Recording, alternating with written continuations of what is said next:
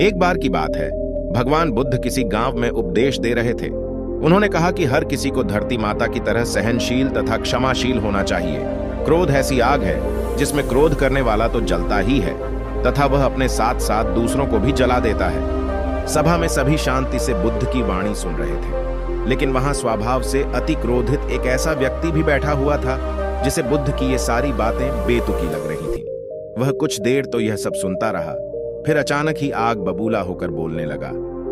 तुम पाखंडी हो, बड़ी बड़ी बातें करना यही तुम्हारा काम है। तुम लोगों को भ्रमित कर रहे हो। तुम्हारी ये बातें आज के समय में कोई मायने नहीं रखती। ऐसे कटु वचनों को सुनकर भी बुद्ध शांत रहे। उसकी बातों से ना तो वे दुखी हुए और ना ही कोई प्रतिक्रिया की। यह देखकर वह व्यक्ति और भी ज्यादा क्रोधित हो गया और उसने क्रोध में बुद्ध के मुंह पर थूक दिया और वहां से चला गया। अगले दिन जब उस व्यक्ति का क्रोध शांत हुआ तो उसे अपने उस बुरे व्यवहार के कारण पछतावे की आग में जलना पड़ी डिठा और वह बुद्ध से क्षमा मांगने के इरादे से उन्हें ढूंढते हुए उस स्थान पर पहुंचा जहां बुद्ध उपदेश दे रहे थे। पर बुद्ध वहां कहां मिलने वाले थे? बुद्ध तो अपने शिष्यों के साथ पास वाले एक अन्य गांव के लिए निकल चुके थे। व्यक्ति ने बुद्ध के बारे में लोगों से पूछा कि बुद्ध कहां गए और खुद ही उन्हें ढूंढता ढूंढता वहां पहुंच गया जहां बुद्ध प्रवचन दे रहे थे।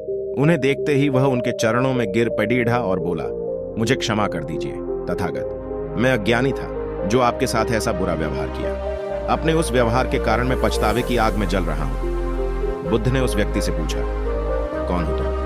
तुम्हें क्या हुआ है? क्यों क्षमा मांग रहे हो? उसने कहा, क्या आप भूल गए? मैं वही हूं जिसने कल आपके साथ बहुत बुरा व्यवहार किया था। मैं बहुत शर्मिंदा हूं। मैं मेरे दुष्ट आचरण की क्षमा याचना करने आया हूं। भगवान बुद्ध ने प्रेम पूर्वक कहा, बीता हुआ कल तो मैं वहीं छोड़ कर आ गया और तुम अभी तक वहीं अटके हुए हो।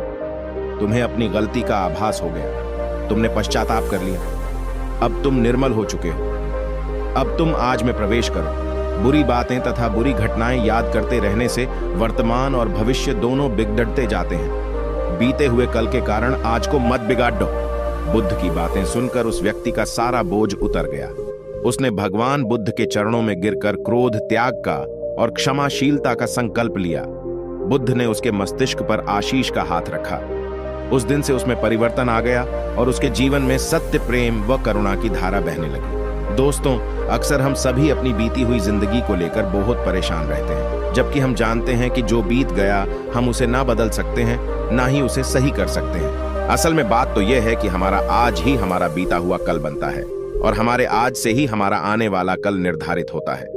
इसीलिए बीते हुए कल पर कभी दुखी मत होना और आने वाले कल की चिंता मत करना। बस आज में जियो, जितना हो सके आज में जियो, क्योंकि यदि आपने अपना वर्तमान ठीक से जी लिया तो बीता हुआ कल और आने वाला कल दोनों बेहतर होंगे। सब आपके हाथों में है। आप ही खुद को बनाते हैं, आप ही खुद को बिगाड़ते हैं। अंत में बस इतना कहना चाहूंगी कि किताब के जितने पन्ने आपने पढ़ लिए हों उन्हें बंद करते जाएं। उनसे जितना सीख सकते हैं सीखें और आगे बढ़ें। पास्ट में आपसे जो भी गलतियां हुई हैं बस उनका पश्चाताप कीजिए और उन्हें ना दोहराने का संकल्प लीजिए और आगे बढ़िए।